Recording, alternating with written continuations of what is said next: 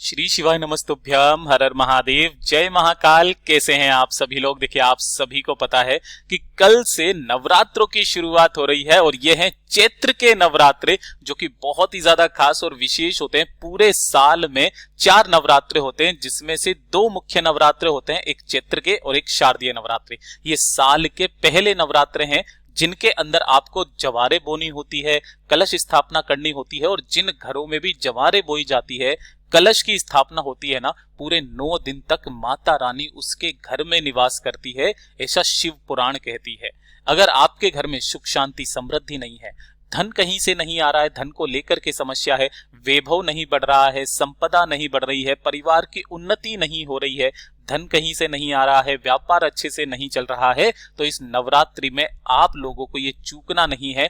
5 स्वस्तिक आपको चुपचाप बना देने होंगे अपने घर पर। आप जिस कामना से करोगे, आपकी वो कामना पूरी निश्चित होगी। पूज्य गुरु जी की कथा से सुनकर के और समझ करके पूरे उपाय को बड़े ही विस्तार से बताऊंगा, परंतु उससे पहले आप सबसे एक छोटी सी प्रार्थना कि जो लोग पहली बार आए हैं, चैनल को सब्सक्राइब जरूर कीजिएगा और वीडियो को लाइक करके देव आदिदेव महादेव जी का कोई सा भी प्यारा नाम कमेंट बॉक्स में लिखना मत भूलिएगा। साथ ही साथ माता रानी की जय जरूर लिखिएगा।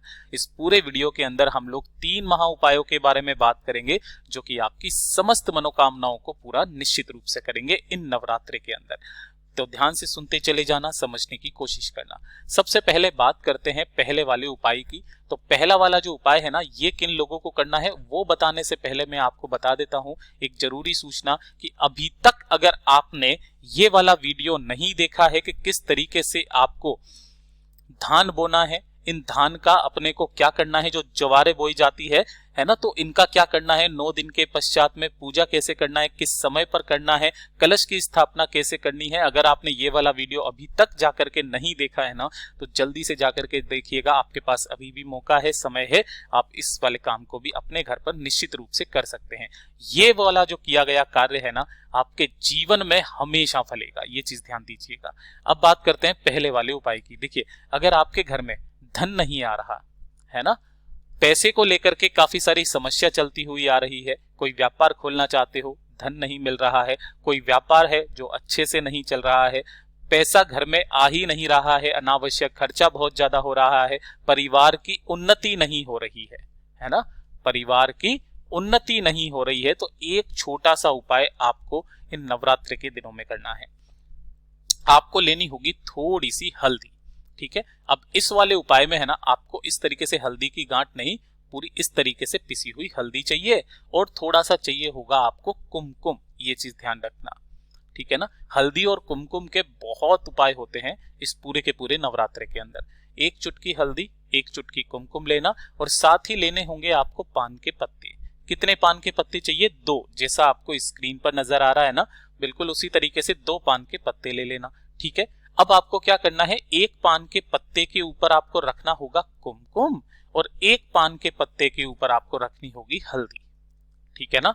इन दोनों पत्तों को लेकर के साथ ही साथ एक गाय के घी का लंबी बाती का दीपक लेकर के आपके आसपास जो भी माता रानी का मंदिर है ना, वहां पर आप चले जाइए।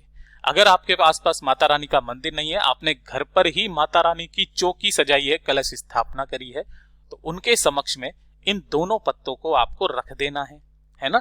रख करके एक लंबी बाती का दीपक आपको यहां पर प्रज्वलित कर देना है। ध्यान रखना, इस बत्ती का जो मुख रखोगे ना, ये माता रानी की तरफ होना चाहिए, ठीक है।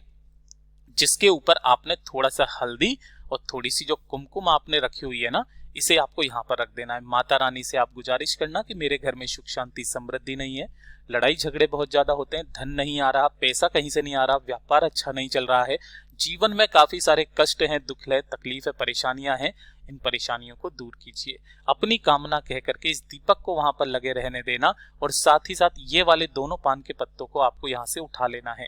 जैसे ही आप घर पर आएंगे ना, या घर के मुख्य द्वार पर जाना, वहां पर जाने के पश्चात जो मुख्य द्वार है, इस मुख्य द्वार के इधर की तरफ, जब आप अंदर की तरफ जाते हो ना, तो जब आप अंदर की तरफ घुसो तो आपके उल्टे हाथ की तरफ, इधर की तरफ आपको बनाने होंगे कुमकुम के स्वस्तिक, ये चीज ध्यान रखना।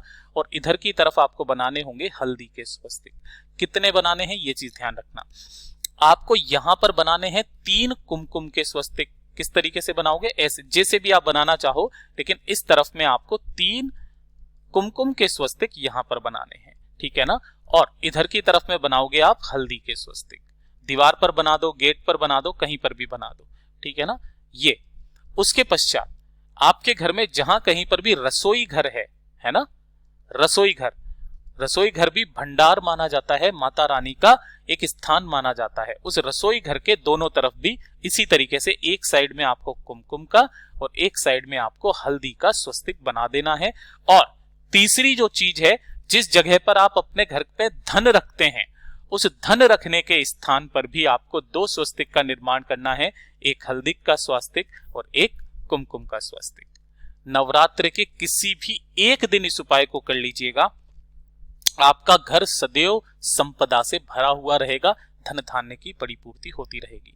पूज्य गुरु जी का बहुत अद्भुत और अचूक उपाय है, जरूर कीजिएगा।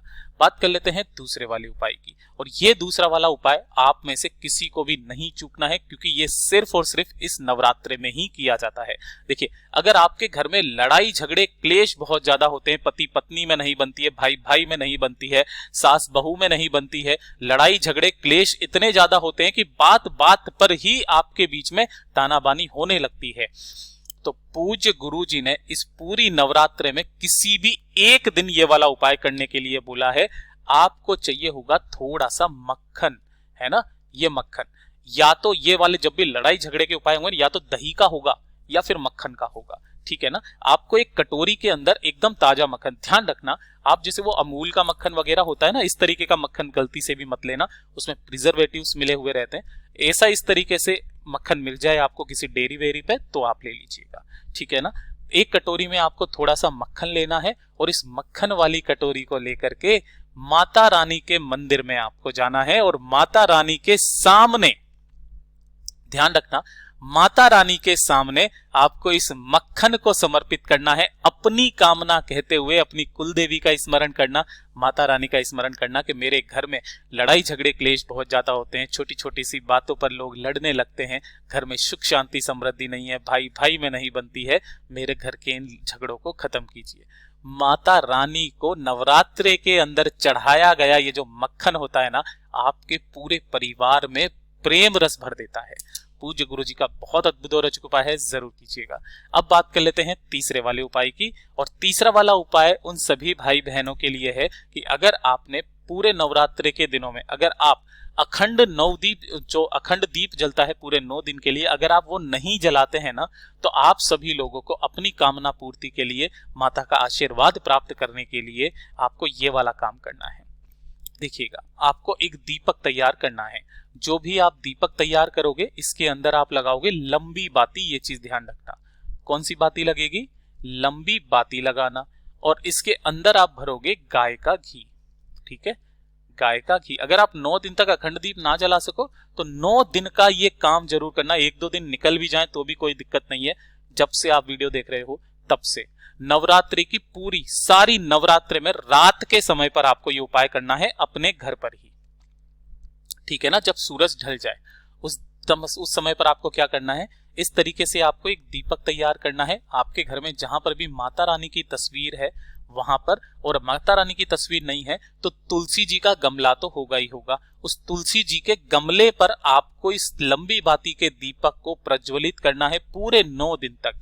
और इस बत्ती का मुख गलती से भी दक्षिण दिशा में मत रख देना, वो मैंने आपको पहले भी बता दिया था, वरना 1 साल के अंदर कोई ना कोई घात जरूर लगती है।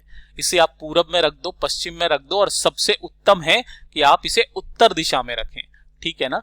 पूरे 9 दिन तक तुलसी जी के गमले पर लंबी बाती का आपको गाय के घी का दीपक प्रज्वलित करना है। और 9 दिन के पश्चात जो आपके घर में माहौल चेंज होगा, जो आपको अनुभूति होगी ना, वो आप एक बार बताइएगा जरूर। पूज्य गुरु जी के ये सभी उपाय बहुत ही ज्यादा खास और अद्भुत है, जरूर कीजिएगा।